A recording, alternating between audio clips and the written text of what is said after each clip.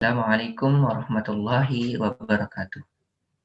Ya, alhamdulillahirabbil alamin wa bihi nasta'in wa ala umuri dunya waddin wassalatu wassalamu ala asrofil anbiya'i wal mursalin wa ala alihi wa sahbihi ajma'in amma ba'd. Ya, alhamdulillah, pada kesempatan kali ini kita dapat bertemu kembali ya dalam kajian fikih yang ke-17 mengenai kiblat dan sutroh.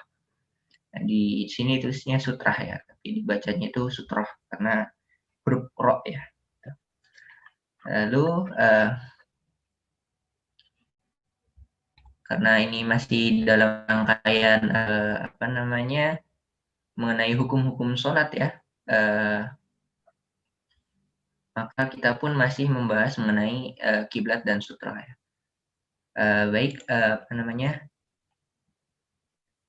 Waktu dan tempat kepada Ustadz Aris dipersilahkan.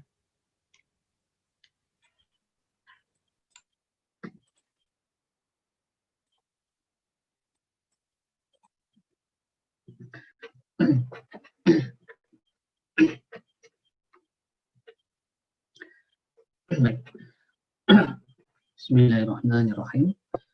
Assalamualaikum warahmatullahi wabarakatuh.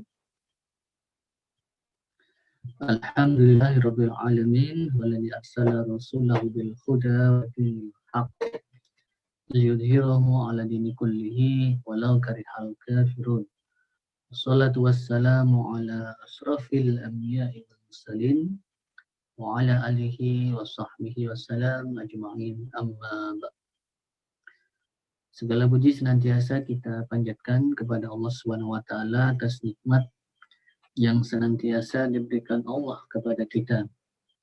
Salawat serta salam semoga senantiasa tercurah kepada uswah kita Rasulullah Muhammad SAW, keluarga beliau, para sahabat serta kaum muslimin yang senantiasa mengikuti beliau. Alhamdulillah, pada kesempatan malam hari ini kita bisa melanjutkan kajian fikih kita.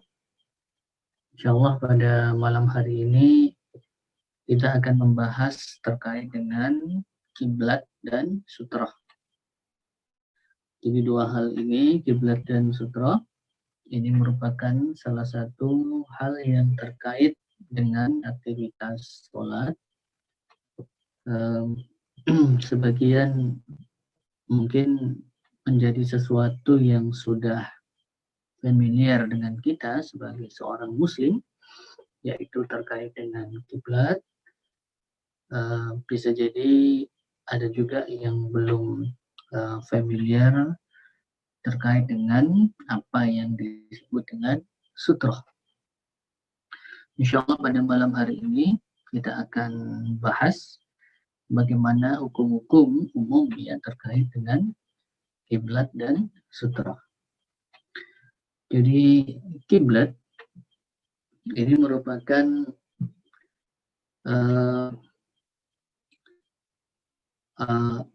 arah di mana sholat yang kita lakukan itu menghadap. Jadi kiblat itu merupakan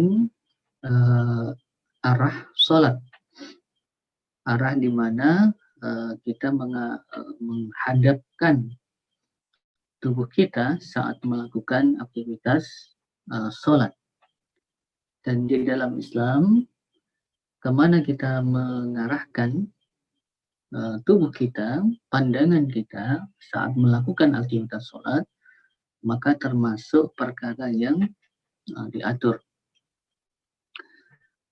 Dalam sejarah Islam, memang arah kiblat ini sempat mengalami perubahan.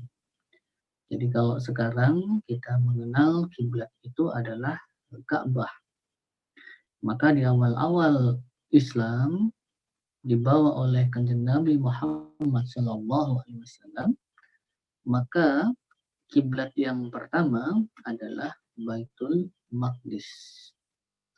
Baru kemudian arah kiblat itu dipindahkan ke Ka'bah. Ini berdasarkan hadis yang diriwayatkan dari Al-Bara. Ia berkata, "Shallaina ma'a Rasulillahi sallallahu alaihi wasallam nahwa Baitul Maqdisi sittata asyara syahran." Jadi beliau menyatakan bahwasanya aku atau kami sholat bersama dengan Nabi atau bersama dengan Rasulullah Sallallahu Alaihi Wasallam nahwa Baitul Maqdis, ke arah Baitul Maqdis, sittata asyara syahran, selama 16 bulan, atau sab'ata asyara syahran, atau 17 bulan. Jadi kira-kira kurang lebih 16 sampai 17 bulan. Summa surifna nahwal Ka'bah. Kemudian kami dipalingkan atau disuruh atau diperintahkan untuk mengubah arah kepada Ka'bah.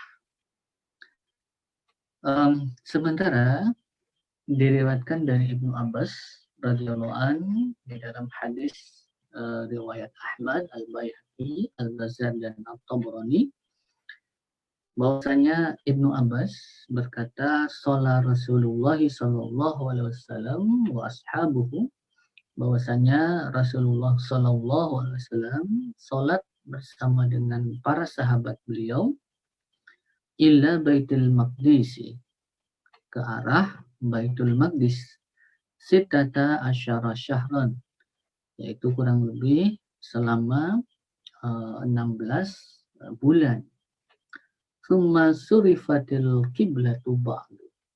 Kemudian diubah al-kiblat ataupun arah kiblat itu setelahnya. Jadi kurang lebih memang selama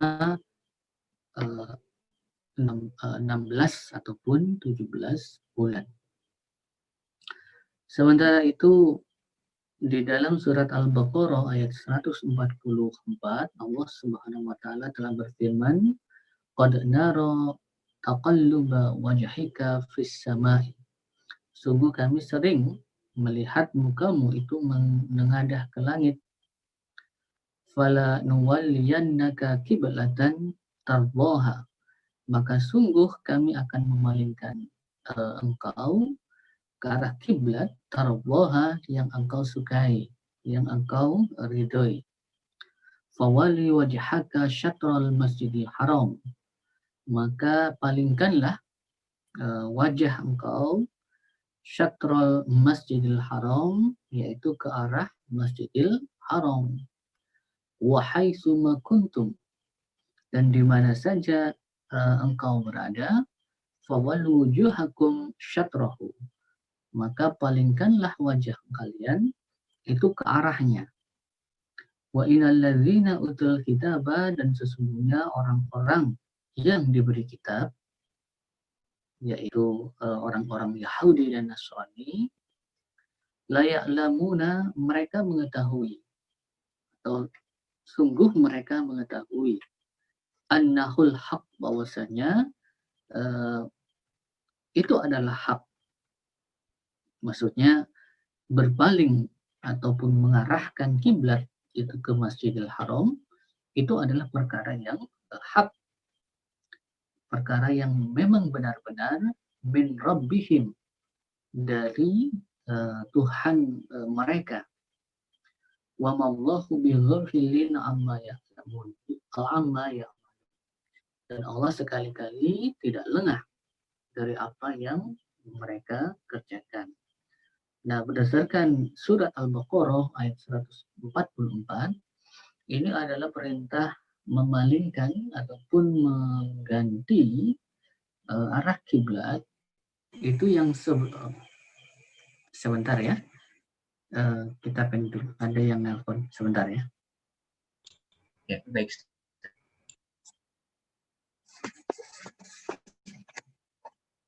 Halo? Iya. Iya, sebelum jembatan. Persis. Apa, Ustaz? Suaranya Belum di mute, mikrofonnya belum ditutup. Sebentar.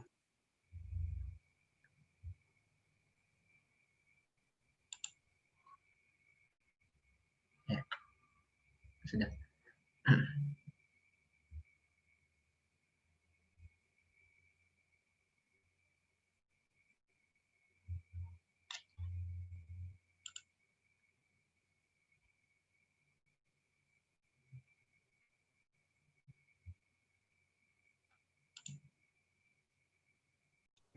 Ya.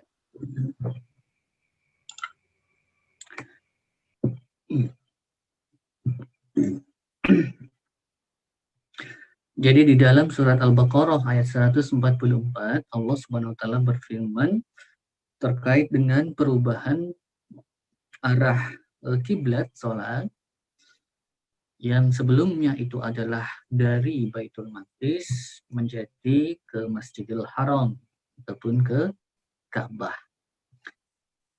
Arah kiblat ke Masjidil Haram atau ke kiblat ini memang disebutkan di dalam surat Al-Baqarah ayat 144 adalah merupakan arah kiblat yang dari awal Rasulullah SAW itu beliau cenderung ataupun lebih cenderung kepada uh, Masjidil Haram, ya. Dan Allah Maha tahu atas keputusannya, dan kemudian memang Allah Subhanahu wa taala memerintahkan kepada Kanjeng Nabi Muhammad SAW untuk merubah arah kiblat itu yang sebelumnya ke Baitul Maqdis, kemudian berubah menjadi ke Masjidil Haram.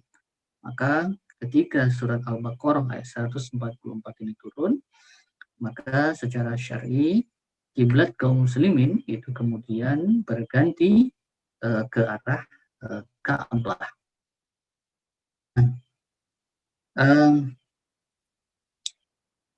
Terkait dengan arah kiblat, ya, maka memang yang perlu difahami adalah bahwa kiblat itu merupakan arah, ya. Jadi sekali lagi kiblat itu merupakan arah. Jadi walaupun memang ada perbedaan hukumnya atas orang-orang yang melakukan aktivitas sholat di tempat yang dia melihat secara langsung kiblat, dalam artian melihat secara langsung Ka'bah. Dengan kaum muslimin itu yang sholat dalam kondisi tidak melihat secara langsung Ka'bah. Ya. Jadi bagi kaum muslimin yang secara langsung melihat Ka'bah, maka wajib baginya untuk mengarahkan ketika sholat itu adalah ke Ka'bah. Sementara bagi kaum muslimin yang ketika sholat itu tidak secara langsung melihat Ka'bah, maka cukup baginya ketika sholat itu menghadap ke arah Ka'bah. Ya, jadi arahnya. Di dalam hadis yang diriwayatkan dari Abu Hurairah radhiyallahu an dari Nabi Shallallahu alaihi wasallam, beliau bersabda, "Ma bainal masyriqi wal maghribi kiblatun." Jadi apa yang ada di antara timur dengan barat itu adalah kiblat. Nah, ini adalah sabda Nabi Shallallahu alaihi wasallam kepada penduduk Madinah ketika itu. Jadi bagi penduduk Madinah itu arah kiblat itu adalah apa yang ada di antara timur dan barat mereka. Maka itulah kiblat. Ya. Jadi apa yang ada di antara timur dan barat itu berarti apa? Berarti selatan ya. Jadi selatan. Nah, jadi kalau tangan kiri itu timur, ya tangan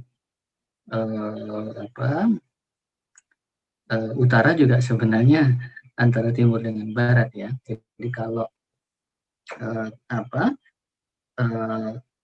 jadi ini yang kemudian ya dijelaskan di dalam hadis berikutnya, di mana Ibnu Umar berkata, "Idza ja'altal maghriba an yaminika." Jadi jika engkau menjadikan arah barat itu berada di sebelah kanan, wal masyriqi an yasarika, sementara timur itu ada di sebelah kiri, fama bainahuma kiblatun, maka di antaranya itu adalah kiblat. Jadi tadi arah selatan. Jadi jika tangan kanan itu adalah barat, kemudian timur itu adalah tangan kiri, berarti kan pada posisi itu sedang menghadap ke selatan. Maka itulah kiblat. Dan ini adalah sabda ataupun disampaikan kepada penduduk Madinah. Idza istaqbaltal qiblah, maka kondisinya atau ketika tangan kanan di barat, kemudian tangan kiri di timur, maka ketika itu engkau sedang menghadap kiblat, kata Ibnu Umar. Nah, sehingga memang Madinah ataupun kiblat ya bagi penduduk Madinah itu arahnya adalah ke selatan. Ya. Nah, jadi ini menggambarkan bahwasanya memang kiblat itu adalah arah, ya. Makanya kan di dalam firman Allah Subhanahu wa taala, di dalam surat Al-Baqarah ayat 144, Allah juga berfirman, "Fawwali wajhaka syatrul Masjidil Haram." Ya, jadi bukan fawwali wajhaka Masjidil Haram. Jadi bukan palingkanlah wajah engkau ke Masjidil Haram, tetapi fawwali wajhaka syatrul Masjidil Haram. Jadi arahnya atau arah Masjidil Haram, bukan ke Masjidil Haram itu sendiri. Tetapi ketika memang kaum muslimin secara langsung melihat Masjidil Haram ataupun Ka'bah, maka wajib untuk menghadapkan bukan hanya arah tetapi ke Ka'bah itu sendiri. Menghadap kiblat ya di dalam aktivitas sholat itu merupakan kewajiban. Diriwayatkan dari Abu Hurairah radhiyallahu an bahwa Nabi SAW bersabda, "Istaqbilil kiblata wa kabbir." Menghadaplah ke kiblat dan bertakbirlah.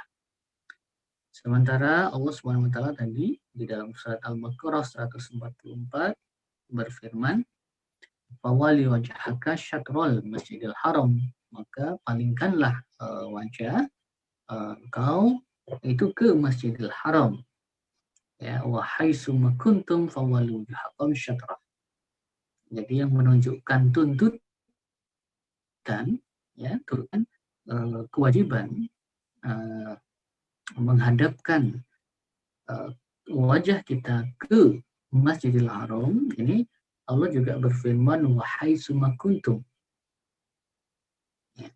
Jadi di mana saja kalian berada, fawal wujuhakum syatrahu, maka palingkanlah mukamu itu ke arahnya. Ya, jadi ini adalah penekanan bahwasanya di dalam aktivitas sholat itu untuk mengarahkan wajah kita itu ke Masjidil Haram, gitu. Karena Allah berfirman ya di mana saja, ya wahai summa kuntum, di mana saja kalian berada, fawallu wujuhakum syatrahu. Ya, jadi dipalingkan atau palingkanlah mukamu itu ke arahnya, yaitu ke arah Masjidil Haram. Nah, akan tetapi kewajiban untuk mengarahkan wajah ketika melakukan aktivitas sholat itu ke Masjidil Haram, ke Ka'bah, ini ada beberapa pengecualian. Jadi ada beberapa kondisi yang menjadikan memang tidak harus ataupun tidak diwajibkan untuk mengarahkan muka di dalam sholat itu ke Masjidil Haram. Yang pertama itu adalah ketika musolli atau orang yang sedang sholat itu dalam kondisi lemah dan tidak mampu untuk menghadap kiblat. Ini sebenarnya adalah hukum-hukum umum di mana memang bagi orang yang tidak memiliki kemampuan maka tidak ada kewajiban baginya. Sebagaimana Allah berfirman di dalam surat Al-Baqarah ayat 286, la yukallifullahu nafsan illa wus'aha. Bahwasanya Allah tidak membebani seseorang, satu jiwa pun, illa wus'aha, kecuali sesuai dengan kesanggupannya. Begitu juga diriwayatkan dari Abu Hurairah, Rasulullah SAW bersabda di dalam hadis riwayat Muslim, "Fa'idha amartukum bisyai'in," ketika aku memerintahkan kepada kalian dengan sesuatu apapun, fa'tu minhu mastata'tum, maka lakukanlah semampu kalian. Jadi semampu kalian ini atau mastata'tum ini adalah pada batasan yang memang seseorang itu mampu untuk melakukan. Sehingga ketika seseorang itu pada batasan yang tidak lagi mampu untuk melakukannya, maka perintah ini menjadi sesuatu yang ada uzur di sana. Sehingga tidak ada kewajiban untuk melakukan sesuai dengan apa yang diperintahkan tersebut. Jadi memang dalam kondisi tidak mampu, maka ini menjadi uzur. Ketidakmampuan itu misalnya karena sakit misalnya ya, atau memang tidak mengetahui arah kiblat kemana. Jadi keterbatasan memang tidak tahu arah kiblat dan tidak bisa mencari tahu arah kiblat kemana. Ya, misalnya di dalam di dalam hutan misalnya yang memiliki keterbatasan untuk menentukan arah, misalnya berada di dalam goa misalnya, sehingga tidak bisa melihat fenomena alam untuk menentukan ataupun menentukan arah misalnya, ya, sehingga ini menjadi kondisi-kondisi yang menjadikan seseorang itu tidak mampu untuk menghadap kiblat. Yang kedua, itu adalah dalam kondisi sangat ketakutan. Ini berdasarkan dari riwayat Nafi bahwasanya Abdullah bin Umar ketika ditanya tentang sholat khauf, ia berkata, fa in kana khaufun, maka jika ketakutan huwa asyadda min dzalika, itu lebih dahsyat lagi dari yang demikian, shallau rijalan qiyaman, maka mereka sholat ya dalam kondisi berdiri, ala aqdamikum, ya, di atas kaki mereka, ya. Jadi qiyaman ala aqdamikum, jadi dalam kondisi berdiri atau berjalan ya di atas kaki, aurbanan, atau di atas kendaraan, mustaqbilil kiblati, dengan menghadap kiblat, au ghairu mustaqbiliha, ataupun tidak menghadap kiblat. Ya. Qala Malik, kemudian Malik berkata, qala Nafi, Nafi berkata, la ura Abdullah ibn Umar dzakara dzalika illa an Rasulillah. Jadi yang disebutkan tadi itu memang perkataan Ibnu Umar. Ya. Jadi Abdullah bin Umar memang ini adalah perkataan Abdullah bin Umar. Nah, akan tetapi kemudian Malik mengatakan bahwasanya Nafi berkata la ura Abdullah bin Umar dzakara tidaklah aku melihat Umar itu menyebutkan yang demikian illa an Rasulullah sallallahu alaihi wasallam, kecuali bahwasanya itu adalah dari Rasulullah sallallahu alaihi wasallam. Ya, artinya walaupun itu adalah perkataan Ibnu Umar, akan tetapi perkataan Ibnu Umar itu adalah berdasarkan ataupun berasal dari Rasulullah Shallallahu Alaihi Wasallam.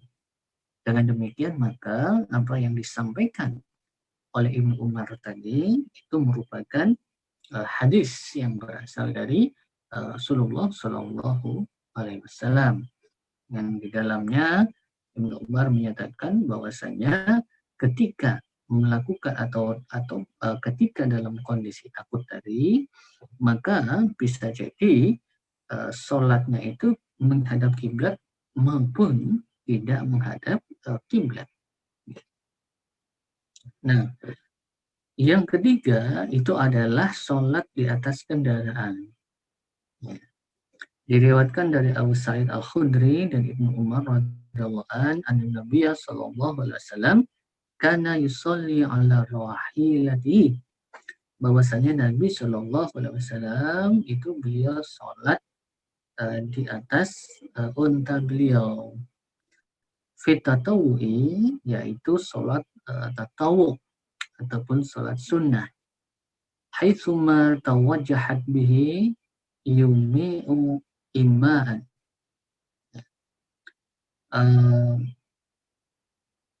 Yang beliau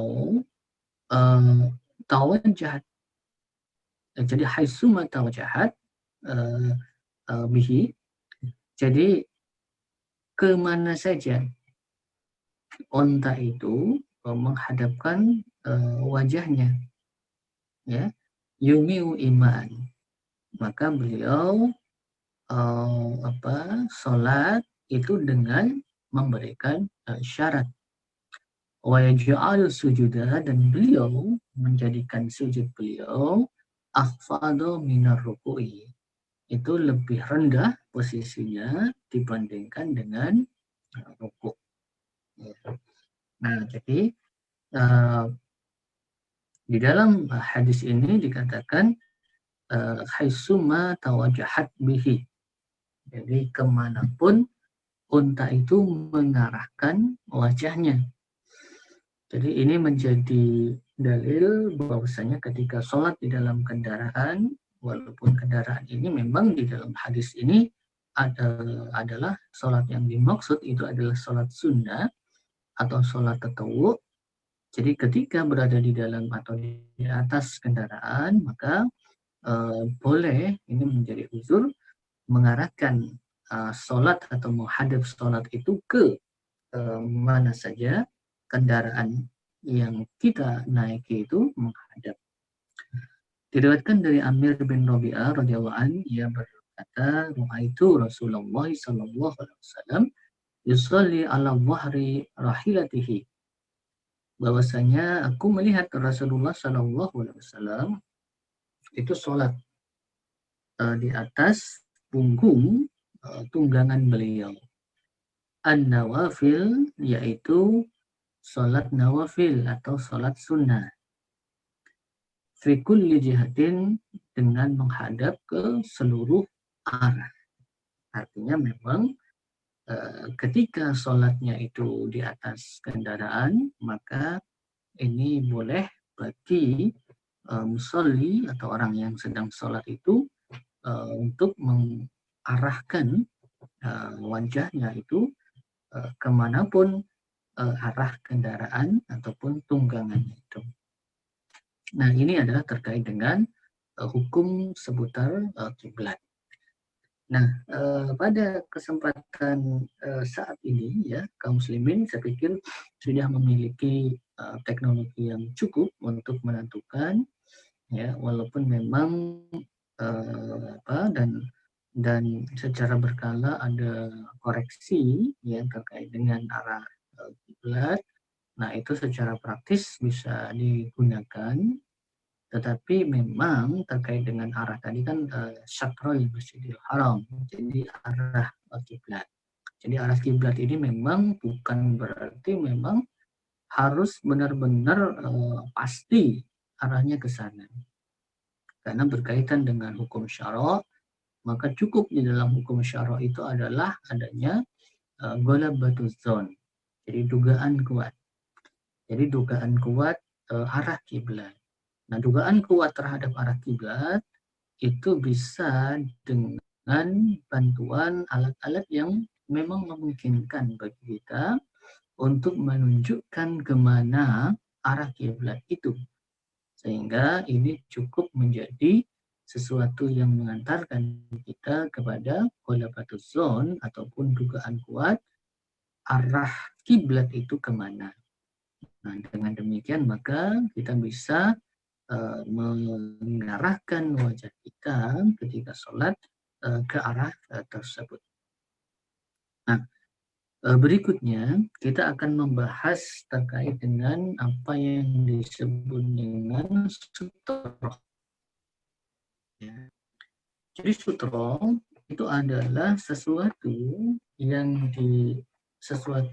diletakkan oleh musolli di depannya sebagai pembatas tempat sholatnya atau tempat sujudnya. Ini yang dimaksud dengan sutroh.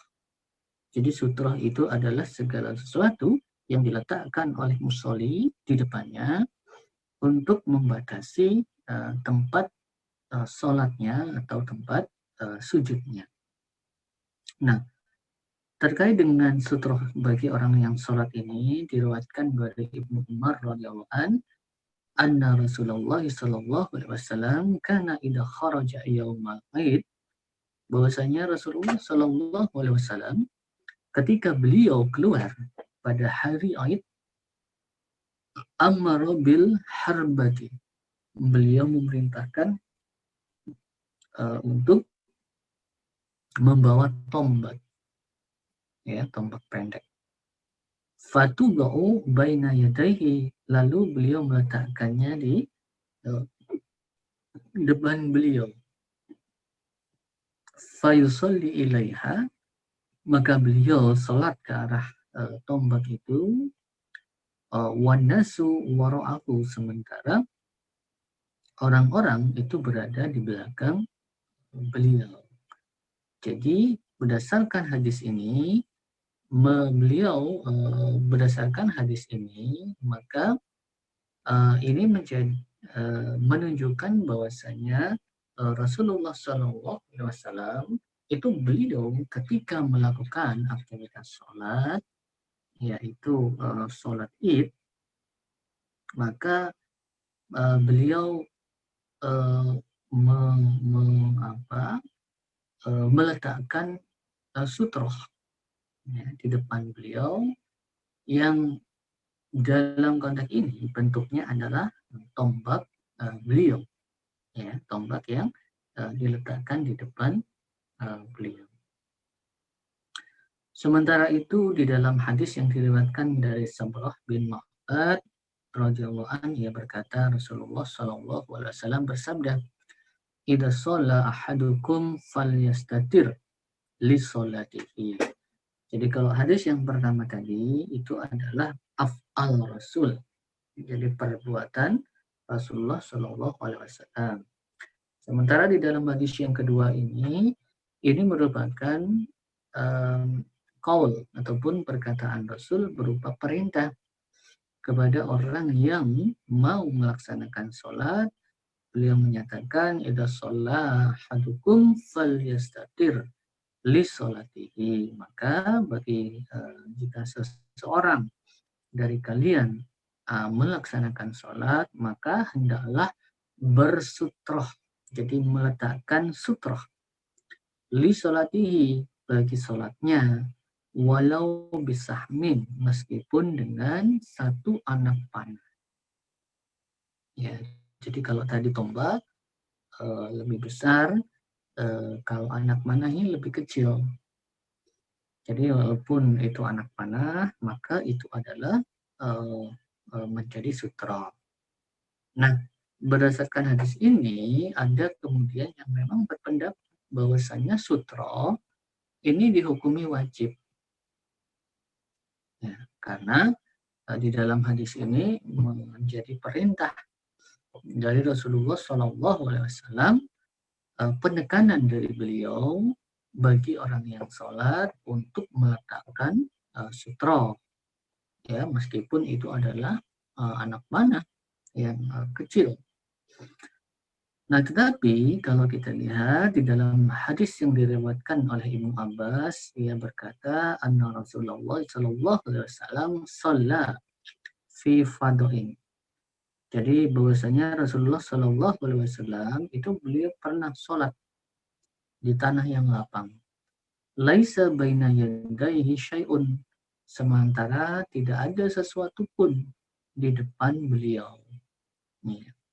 Nah, berdasarkan hadis ini, maka akhirnya menjelaskan bahwasanya hukum dari sutra bagi orang yang sholat adalah sunnah. Ya. Karena ternyata di dalam hadis yang diriwayatkan oleh Ibnu Abbas, Rasulullah SAW beliau pernah sholat di tanah lapang, sementara tidak ada sesuatu pun yang ada di depan beliau. Artinya ketika itu tidak ada sutra. Tapi tentunya ini menjadi dorongan, ya, ataupun diutamakan bagi yang sedang melakukan sholat, yaitu untuk meletakkan sutroh, ya, di depannya. Walaupun memang sutroh ini, kalau kita lihat tadi, ya, hadis-hadis terkait dengan meletakkan sutroh di depan orang yang sedang sholat, ini adalah sholat yang dilakukan di luar ruangan, ya, bukan di masjid. Karena kayak misalnya tadi, ya, sholat id itu adalah di lapangan, maka dikatakan idza kharaja yaumal id, ketika keluar, ya, pada hari Idul Fitri atau hari raya. Jadi memang konteksnya itu adalah di luar. Kemudian juga hadis dari Ibnu Abbas adalah sholat fi fadoin. Jadi sholatnya itu adalah di tanah lapang. Terkait dengan letak sutra, maka diriwayatkan dari Al-Miqdad bin Al-Aswad radhiyallahu an, ia berkata, "Ma ra'aitu Rasulullah sallallahu alaihi wasallam shalla illa amudin." Tidaklah aku melihat Rasulullah sallallahu alaihi wasallam salat illa amudin, ke arah tiang. Wala audin, ya, ataupun kayu. Wala syajaratin, ataupun ke pohon. Illa ja'alahu ala hajibihi, kecuali beliau menjadikannya ala hajibihil aiman. Ya. Jadi beliau menjadikannya itu berada di sebelah kanan beliau. Wal aisari, atau sebelah kiri beliau. Wala yasmudu lahu samdan, dan beliau tidak lurus mengarah ke situ. Nah, jadi terkait dengan arah sutra ataupun letak sutra, maka sutra itu memang tidak diletakkan di depan lurus orang yang sedang sholat. Jadi disunahkan sutra itu adalah sedikit bergeser ke kanan atau ke kiri. Ya, jadi tidak menjadikan sutra itu tepat di arah kiblat, ya, tepat di arah depan orang yang sedang melakukan sholat. Diriwayatkan dari Sahal bin Abi Hatmah radhiyallahu an yang berkata Rasulullah sallallahu alaihi wasallam bersabda, "Idza shalla ahadukum ila sutratin," jika salah seorang dari kalian itu sholat menghadap sutra, fal yad'u minha, maka hendaklah ia mendekat, ya, minha darinya, la yaqta'u syaitanu alaihi salatahu, sehingga syaitan itu tidak memutus sholatnya.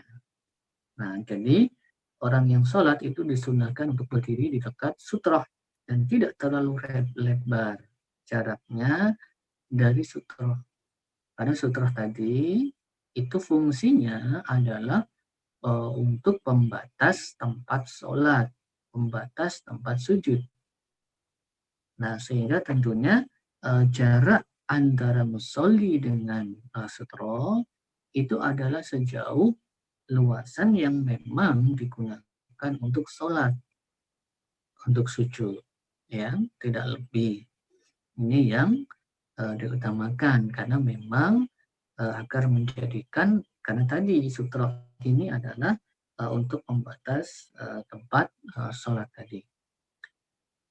Sementara berdasarkan hadis yang diriwayatkan dari Abdullah bin Umar, riwayat An-Nasa'i yang berkata, "Summa sholla wa ja'ala bainahu wa bainal jidari nahwan."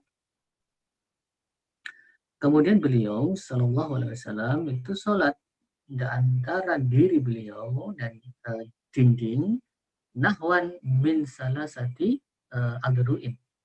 Itu adalah sekitar 3 hasta. Ya, jadi sekitar 3 hasta. Nanti bisa diukur ya, 3 hasta itu berapa? Hasta itu lengan ya. Jadi hasta itu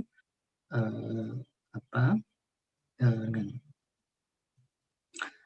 Sementara diriwayatkan dari Sahal bin Sa'ad As-Sa'idi yang berkata, karena baina musalli karena baina musalla Rasulullah sallallahu alaihi wasallam. Jadi musalla itu adalah tempat sholat. Jadi bahwasanya antara tempat sholat Rasulullah sallallahu alaihi wasallam wa bainal jidar, jadi tempat sholat itu maksudnya tempat sujud beliau. Ya, tempat sholat. Wa bainal jidari, dengan tembok atau dengan dinding, mamarru syati, itu adalah kira-kira cukup untuk berlalunya kambing. Ya, jadi sekitar jaraknya itu ya inilah ya, jadi ya lebar panjang sajadah. Ya, jadi yang kita gunakan untuk sholat itu kan rata-rata segitu. Artinya memang tidak terlalu lebar jaraknya antara kita atau musolli, orang yang sedang sholat itu dengan sutrohnya.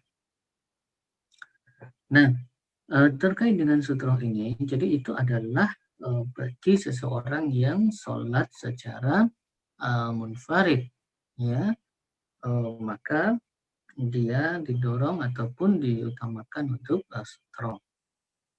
Nah, sementara kalau bagi orang yang menjadi makmum atau berjamaah, maka cukup baginya itu adalah sutroh dari imam. Diriwayatkan dari Amru bin Shu'aib dari ayahnya, dari kakeknya, hamadna ma'a Rasulillah sallallahu alaihi wasallam. Jadi kami singgah bersama Rasulullah sallallahu alaihi wasallam min staniyati adakhir. Jadi di sebuah jalan di sebuah gunung di daerah Adakhir. Fahadaratis shalah, kemudian tibalah waktu sholat. yakni fasol jidar. Maka kemudian beliau sholat menghadap ke dinding. Fattakhadahu kiblatan, dan maka beliau kemudian menjadikannya sebagai kiblat. Wa nahnu khalfahu, dan kami berada di belakang beliau. Faja'at bahmatun, maka kemudian datang seekor binatang ternak, tamuru baina yadaihi, yang lewat di depan beliau. Famazala yudari'uha, maka beliau terus menahan perut beliau, hatta lasoqa batnahu bil jidar, hingga perut beliau itu menempel dengan dinding. Wa marrat min waraihi, kemudian hewan itu lewat di belakangnya, maksudnya di belakang beliau, ya, au kama qala Musaddad, atau sebagaimana yang dikatakan oleh Musaddad. Nah, jadi ini jadi dari hadis ini yang menggunakan sutra itu adalah Rasulullah Shallallahu Alaihi Wasallam sebagai imam ketika itu mengimami sholat, dan sutrohnya itu adalah dinding di mana beliau menjadikannya sebagai arah kiblat. Sementara diriwayatkan dari Ibnu Abbas radhiyallahu anhu, ia berkata, "Ji'tu anna wal fadlu." Aku bersama Fadl datang, wa nahnu ala atanin, sementara kami berdua itu berada di atas keledai. Wa Rasulullah sallallahu alaihi wasallam yusalli binas, sementara Rasulullah sallallahu alaihi wasallam itu beliau sholat bersama dengan orang-orang bi Arafat, bi Arafatin, bi Arafatin, ya, yaitu di Arafah. Famarorna ala ba'di sofi, lalu kami melewati sebagian sof. Panazalna anha, maka kami kemudian turun darinya, dari keledai itu. Watarabna tarda'u, kemudian kami meninggalkan keledai itu dan tarda'u, jadi merumput. Wadakhalna fis sofi, kemudian kami masuk ke dalam sof.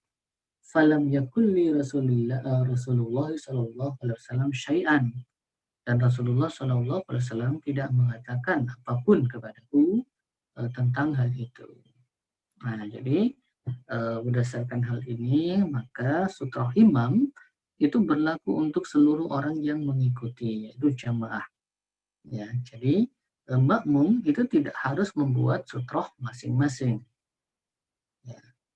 Jadi imam itu wajib menolak sesuatu yang lewat antara dia dan sutroh, sementara makmum tidak wajib.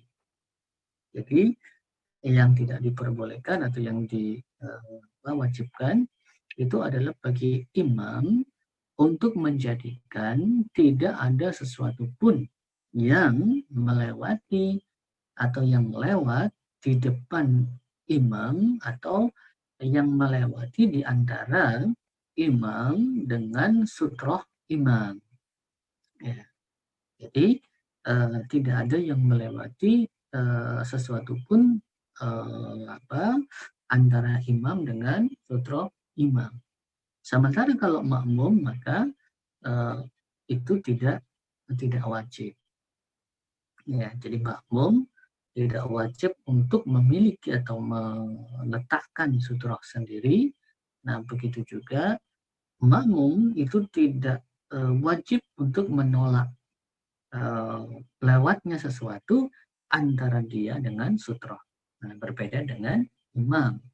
Imam itu wajib untuk menolak sesuatu apapun yang lewat antara ia dan sutroh imam. Nah, Diriwayatkan dari Musa bin Talhah dari ayahnya, ibu berkata Rasulullah Shallallahu Alaihi Wasallam bersabda, "Idza wada'a ahadukum baina yadayhi," jika salah seorang dari kalian itu telah meletakkan sesuatu ya di depan kalian, misla mu'khiratir rahli, ya semisal palang dari kendaraan, falyusalli, maka hendaklah ia salat, wala yuballi, dan hendaklah tidak menghiraukan man mara wara'a dzalika, apa-apa ataupun orang yang melewati di belakang palang tadi. Ya. Jadi maksudnya di belakang sutro. Jadi yang dimaksud dengan belakang sutro itu berarti bukan di antara musolli dengan sutro. Jadi itu yang dimaksud dengan di belakang sutro. Jadi belakang sutro itu adalah di luar antara orang yang sedang sholat dengan sutrohnya. Nah, ketika di belakang sutro, jadi bukan di antara orang yang sedang sholat dengan sutrohnya, ketika ada yang lewat, maka itu nggak ada masalah. Ya, dan orang yang sedang sholat itu nggak perlu menghiraukan orang yang lewat di belakang sutroh tadi. Diriwayatkan dari Abu Sa'id Al-Khudri bahwasanya Rasulullah Shallallahu Alaihi Wasallam bersabda, "Idza shalla ahadukum ila syai'in yasturuhu minan nas." Jika salah seorang dari kalian salat menghadap sesuatu yang digunakan sebagai sutroh dari manusia, fa'arada ahadun, kemudian salah seorang dari kalian, salah seseorang itu lewat di depannya, ay iya yatazu baina yadayhi, maka hendaklah fa'arada ahadun ay yatazu baina yadayhi. Kemudian salah seorang dari kalian itu ingin atau hendak lewat ya di depannya. Falyadfa'hu, maka hendaklah ia menahannya. Fa'in aba, maka jika ia enggan, falyuqatilhu, maka hendaklah, maksudnya enggan itu jadi harus ditahan. Ya, enggan itu maksudnya yang lewat tadi itu tetap tetap ingin lewat. Ya. Falyuqatilhu, maka hendaklah dia melawan. Jadi yang sedang sholat itu hendaklah melawan. Fa'innama huwa syaiton, karena sesungguhnya dia itu adalah syaiton. Jadi ini adalah perintah bagi orang yang sedang sholat, kemudian sudah meletakkan sutroh di depannya, maka hendaknya dia tidak membiarkan adanya orang yang lewat di antara dia dan sutroh itu. Maka dia wajib untuk menahan ketika ada yang berusaha untuk melewati. Nah, kalau kemudian dia sudah menahan, kemudian tadi orang tadi tetap kekeh untuk lewat antara orang yang sedang sholat dengan sutrohnya, maka orang yang sedang sholat tadi harus melawannya, artinya mempertahankannya. Ya, jadi sebagaimana juga yang dilakukan oleh Rasulullah tadi ketika ada kambing yang lewat, maka beliau menahan ya sehingga itu tidak bisa lewat. Jadi ketika seseorang telah meletakkan sutroh, maka wajib untuk menahan sesuatu yang lewat di antara dia dan sutrohnya tadi. Sesuatu yang lewat di belakang sutroh itu tidak wajib baginya untuk menahannya. Jadi di luar tempat dia sholat. Diriwayatkan dari Abu Juhaim radhiyallahu anhu, ia berkata Rasulullah sallallahu alaihi wasallam bersabda, "Lau ya'lamul maru baina yadayil musalli," seandainya orang yang lewat di depan orang yang sholat itu mengetahui mada alaihi, apa yang akan menimpanya, lakana ayyakfa arba'ina maka sungguh ia berhenti selama 40 khairan, itu lebih baik baginya min ayyamura baina yadayhi, dibandingkan ia berjalan di depan orang yang sedang sholat tadi. Qala Abu Nadrin, ya. Kemudian Abu Nadir berkata, la adri aqala arba'ina yauman au syahran au sanatan. Aku tidak tahu apakah Rasulullah mengatakan 40 itu adalah 40 hari, 40 bulan atau 40 tahun. Ya. Nah, dari sini maka lewatnya seseorang itu di antara sutroh dan musolli itu hukumnya adalah haram. Ya, jadi kita nggak boleh lewat di antara musolli dengan sutroh. Jadi kalau mau lewat sementara ada orang yang sholat, maka lewatnya itu adalah di luar ya tempat sholat tadi, ya tidak melewati antara musolli dengan sutrohnya. Nah, jika kemudian seorang musolli itu sudah meletakkan sutrohnya, ya kemudian ada yang lewat, maka ada sesuatu yang ketika lewat di antara sutro itu kemudian memutuskan sholat yang dilakukan oleh musolli. Ini berdasarkan hadis dari Abu Dzar radhiyallahu anhu, yang berkata Rasulullah sallallahu alaihi wasallam bersabda, "Idza qama ahadukum yusalli," jika salah seorang dari kalian berdiri atau untuk menjalankan sholat, fa innahu yasturuhu, maka hendaklah atau maka ia dipandang telah membuat sutra. Idza kana baina yadayhi mislu akhiratir rahli.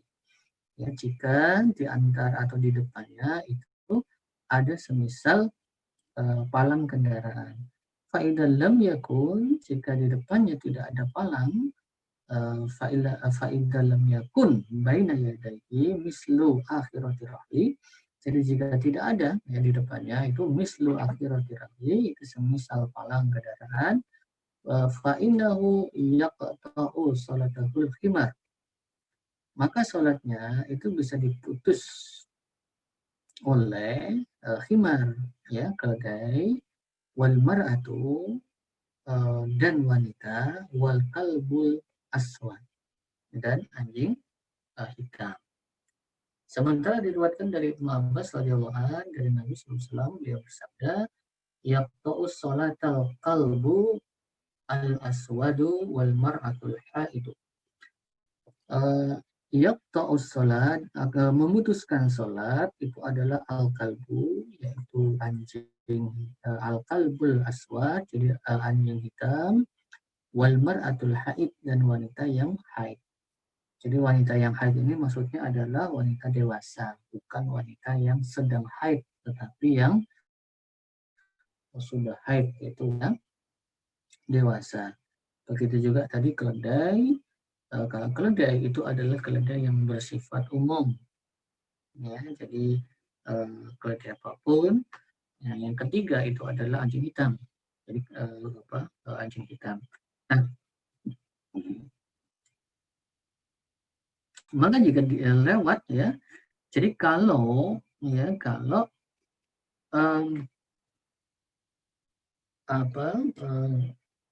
jadi masalahnya adalah kalau tiga hal ini ya lewat di depan orang yang sholat, sementara orang yang sholat itu tidak meletakkan sutro, maka padahal lewatnya itu kalau diletakkan sutro itu bisa jadi di belakang sutro gitu ya. Tetapi ketika nggak meletakkan sutro, maka ketika lewat tiga ini, maka ini bisa memutuskan sholat. Nah, walaupun memang di tengah para ulama terjadi perbedaan pendapat apa yang dimaksud dengan yaqta'u sholat. Ya. Jadi yaqta'u sholat itu apa? Jadi memutuskan sholat itu apa? Jadi karena memang yaqta'u atau memutus itu bermakna memang memutus sampai putus, tapi bisa juga dimaknai yaqta'u itu adalah sekedar melukai. Jadi ini juga terkandung dari makna yaqta'u. Nah, sehingga Kalau kemudian yaqta'u itu dimaknai memotong atau memutus secara putus, maka itu adalah membatalkan sholat. Ya, tetapi kalau melukai, dimaknai dengan melukai, maka yang dimaksud dengan yaqta'us sholat itu adalah mengurangi nilai sholat. Ya, jadi memang terjadi perbedaan pendapat apakah kemudian sampai membatalkan sholat ataukah kemudian tidak membatalkan sholat. Nah, jadi ini ya terkait dengan sutra maupun terkait dengan kiblat, dan ini yang kita bahas pada kesempatan malam hari ini. Nah, untuk selanjutnya saya persilakan kepada ikhwan sekalian kalau ada yang ingin ditanyakan atau yang ingin didiskusikan, insyaallah kita lanjutkan di sesi berikutnya. Untuk selanjutnya saya kembalikan kepada Mas Faris. Silakan.